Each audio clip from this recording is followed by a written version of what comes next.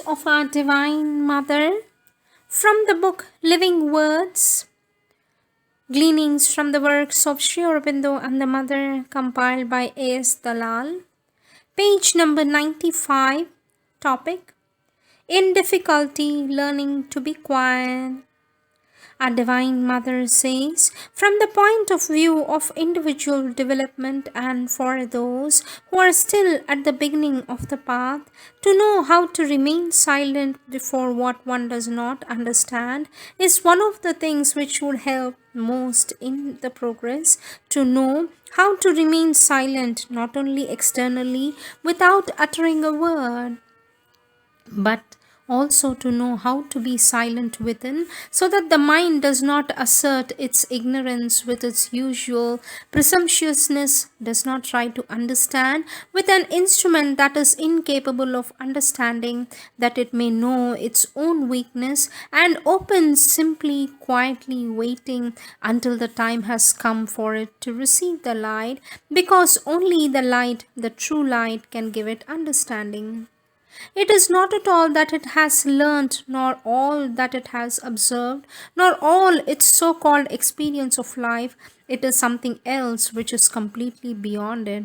And until this something else, which is the expression of the grace, manifests within it, if very quietly, very modestly, the mind remains silent and does not try to understand and above all to judge things which go much faster.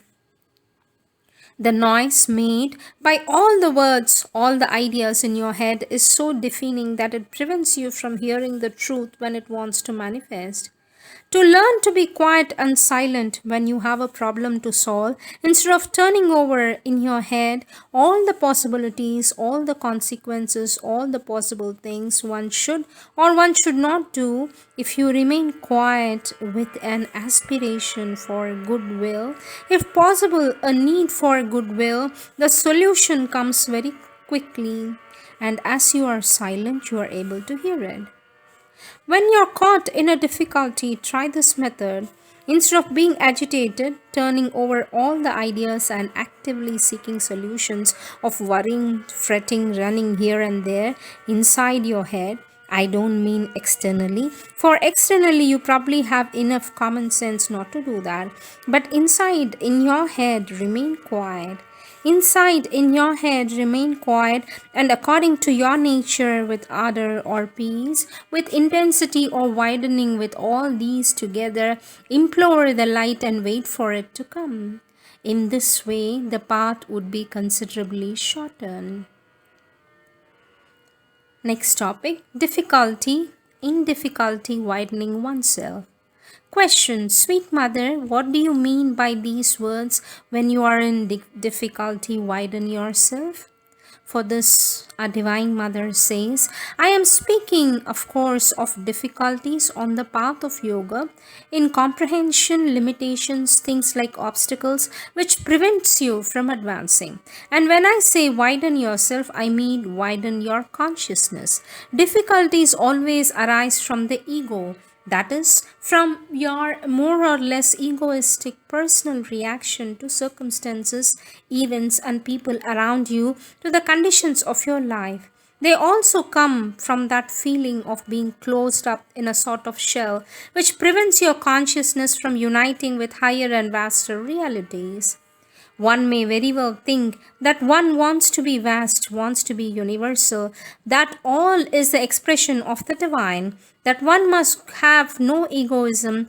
One may think all sorts of things, but that is not necessarily a cure. For very often one knows what ought one needs to do, and yet one does not do it for one reason or another.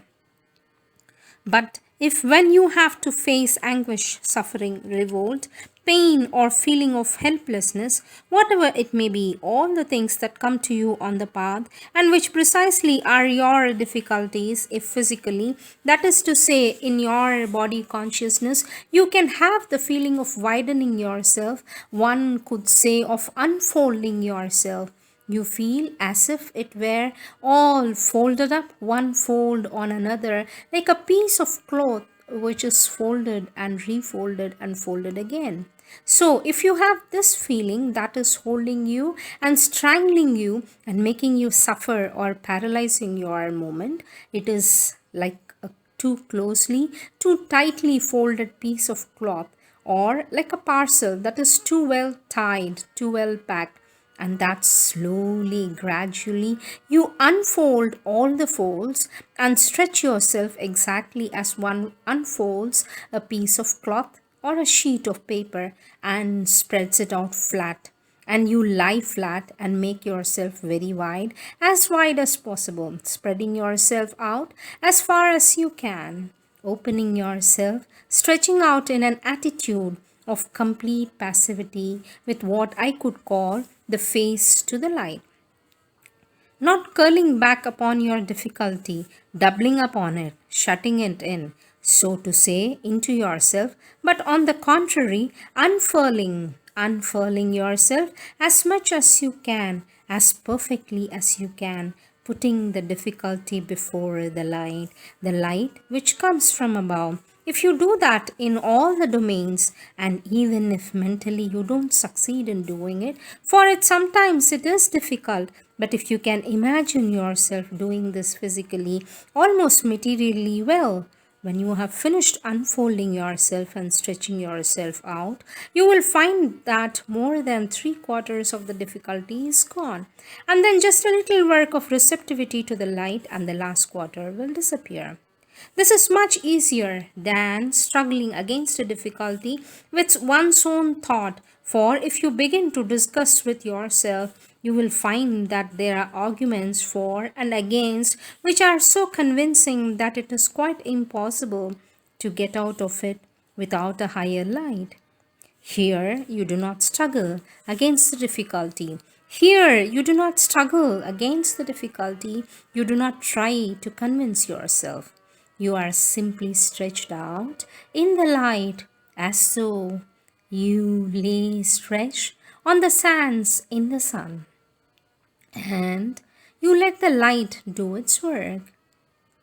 You simply stretch out, unfold yourself in the light as though you lay stretched on the sands in the sun, and you let the divine light do its work. These are the golden words of our Divine Mother.